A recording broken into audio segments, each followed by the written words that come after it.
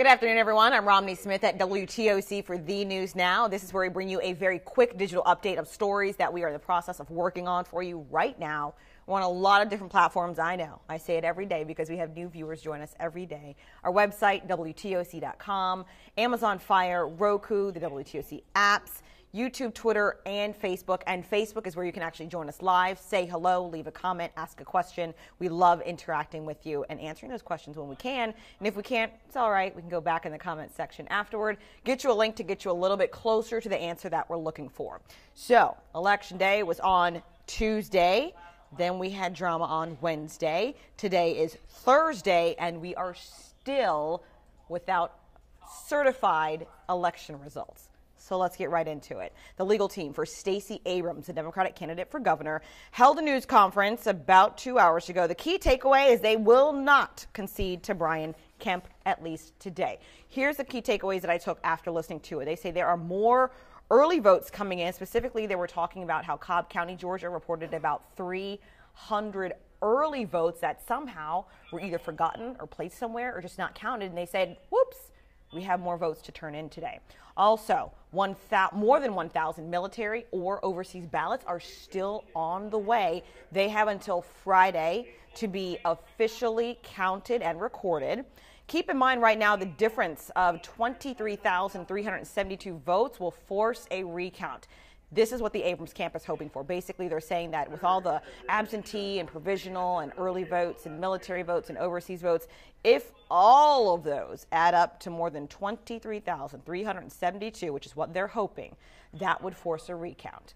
Also, they emphasize their litigation strategy, their legal strategy, which is why her team of lawyers called this news conference, is basically to make sure that every vote is counted. During that same news conference, they also said that they have received voting complaints from Chatham County that some locations ran out of provisional ballots.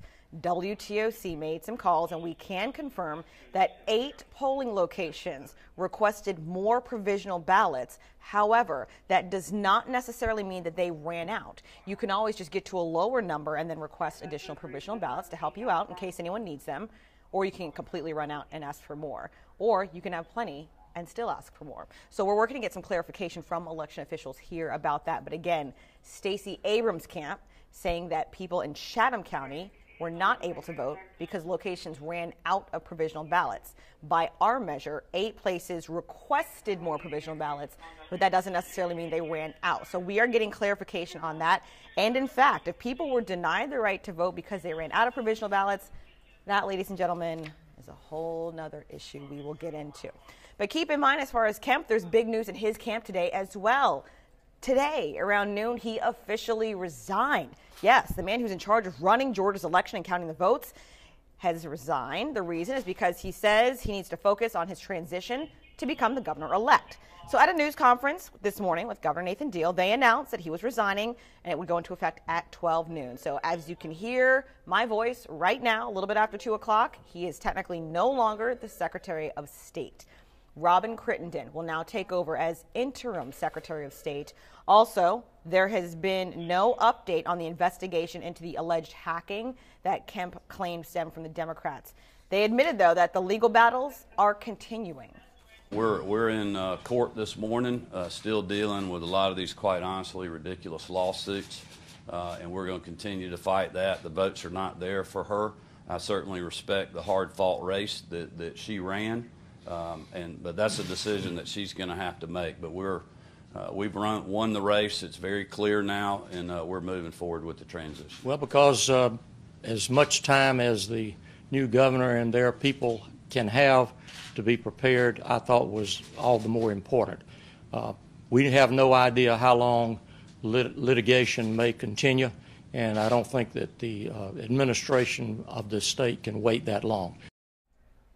Okay, so now you want to break it down. Counties in Georgia, all 159 counties, have until this Friday to verify provisional ballots and until Tuesday at 5 p.m. to certify the results. I know we kind of all just want this to be over right now, but you know, the law is the law, and that's what the law says. The interim Secretary of State will certify the final results after all 159 counties turn them in and that has to be no later than Wednesday, November 14th. So yes, if you're asking if this will be done today, the answer is no. It looks like this will go on a few more days until all provisional ballots have been counted and certified, and that goes as well for the military ballots and overseas. I will say there are a lot of comments happening on our Facebook page, some of you in support of Kemp, some of you in support of Abrams. I want to highlight and appreciate the people who are saying all military, especially those who are overseas right now serving, deserve their voice and their vote to be counted. It is, and just to clarify, their votes are, some are here, some are still on the way, but they have until Friday, close of business, to arrive, be counted, and certified. So just to let you know, neither camp is saying that the military's voice doesn't matter. They're both saying they need to be counted, but Kemp is just saying, I already have enough votes. I am the next governor of Georgia. So there's a lot of moving parts going on. I know it can be a little bit difficult to track, and that's why we're breaking it all down for you. Trust me, our graphics team is working on things to make it very easy for everyone to understand. Bottom line, it's not over right now for the governor's race.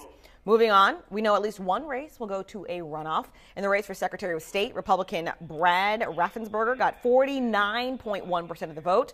Former Democratic Congressman John Barrow received 45% of the vote, since neither candidate got 50% plus one, which is what it takes to win.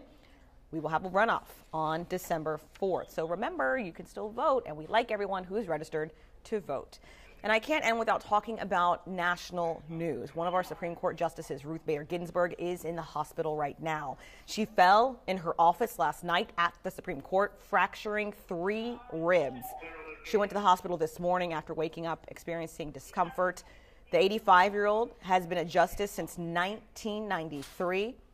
We will update you on the condition of Supreme Court Justice Ruth Bader Ginsburg as soon as we get any more information. Again, for those of you just tuning in, Supreme Court Justice Ruth Bader Ginsburg is in the hospital right now with 3 fractured ribs after falling in her office. All right, let's get a quick check of weather with WTOC Chief Meteorologist Dave Turley. Happy Thursday, everybody. We have a lot of clouds across the region. Not a lot of rain, though. We see that on our first alert radar. We got a few showers moving across parts of Scriven County, heading up towards Hampton County.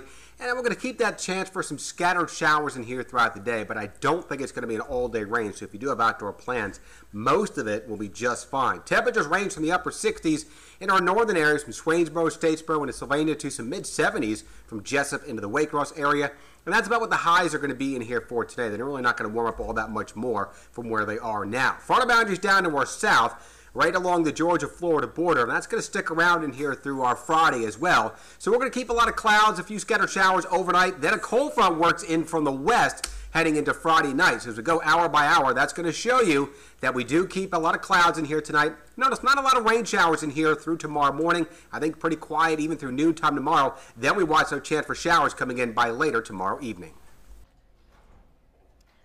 All right, guys, I want to thank you so much for joining me on Facebook. We have a lot of comments. Some of you are arguing with each other. I want to just request you guys, please be respectful. It's all right to disagree with someone on their political stance, but we do not need to be calling each other names. I think we all want this to be over regardless of who wins. I know everyone wants their candidate to win. WTOC is here to make sure you have all of the information to figure out, and we're explaining to you what's going on, the various timelines, what we're waiting for, and the latest developments. Of course, there seems to be a lot changing every couple of hours, and we will stay on top of it for you. In the meantime, if you have any questions, you can always go to our website, WTOC.com. That's where we have a recap of everything that we have been covering since before the election, the day of the election, those long lines we all had to wait in, and after the election. We know there's a lot of drama to try to keep track of yourself, and that's why we're paid. We do it for you. So go to WTOC.com to check it out. I'll be back at 3 with even more.